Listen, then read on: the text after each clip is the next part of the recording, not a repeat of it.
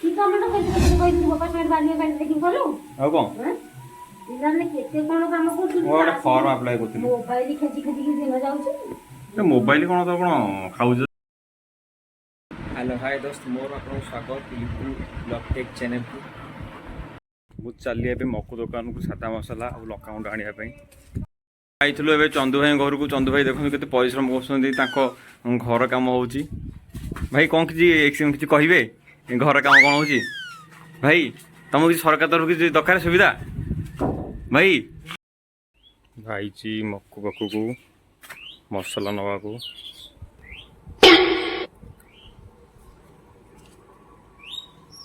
ମକୁ ଭାଇ ଗୋଟେ ଯେଉଁ ସାଧା ମସଲା ଆଉ ଗୋଟେ ଲଙ୍କାଗୁଣ୍ଡ ଦେବ।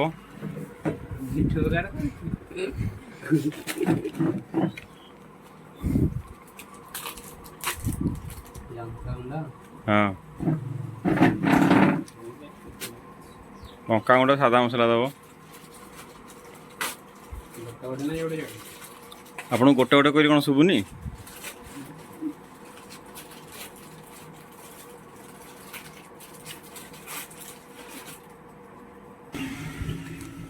ମକ ପାଖରୁ ମସଲା ନେଇକି ମୁଁ ଚାଲିଲି ଘର ଆଡ଼ିକି।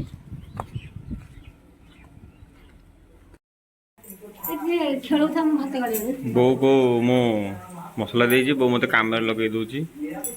କ'ଣ କରିବୁ? ହଁ କ'ଣ କରିବି?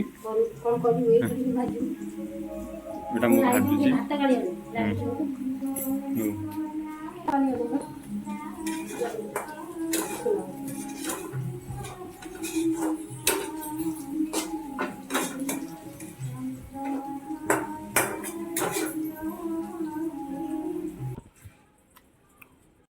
ମୁଁ ଏବେ ଯାଇଛି ଭାତ ଗାଳିବାକୁ। ଚାଲ ଦେଖିବା ସେ କେଉଁଠି ଭାତ ଗାଳୁଛି। ଆମର ଚୁଲିରେ ବି ଆଜି ରନ୍ଧା ହେଉଛି। କ'ଣ ଅରୁଆ ଭାତ ନା ଉଷୁନା? ଉଷୁନା ମୋର ଅରୁଆ ପଶେଇଲି ନା ଏଇଟା ଉଷୁନା ତ ବାପା ତୋର ଖାଇବ। ତୁ ରଖିଦେବୁ ତୋ ଝିଅ ପାଇଁ ଅଧା ଦେରୁ। ଝିଅ ତ ସବୁ ନେଇଯାଉଛି ଖାଇଯାଉଛି, ତୁ ଦେଖୁଛୁ ଦେଉଛୁ। ତୁ ତ ଯାହା ହେଲେ ଖାଲି ଝିଅ ଆଉ। ଝିଅ ପୁଅ ଦିଟା ସମାନ। ସଂକ୍ରାନ୍ତି ମକରାନ୍ତି ଏରା କିଏ ପାଳିବ ଏତେ? ଆଉ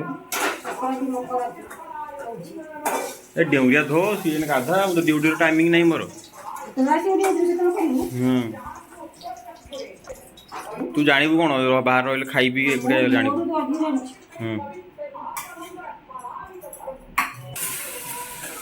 ତୁ ଯାହା ଯାହା କହିବୁ ମୁଁ ତ ସେ ପୁରେଇବି। ଏତେ କାହିଁ ବଦର ବଦର ହଉଛି? ହଁ ତୁ ଘରକୁ ଆଇଲେ ମୋତେ କାମ କରଉଛୁ, ନହେଲେ ଆଉ କିଛି ନାହିଁ। ଆଉ କ'ଣ ମୁଁ ଗୋଟେ ଫର୍ମ ଆପ୍ଲାଏ କରୁଥିଲି। ମୋବାଇଲ କ'ଣ ତ କ'ଣ ଖାଉଛ?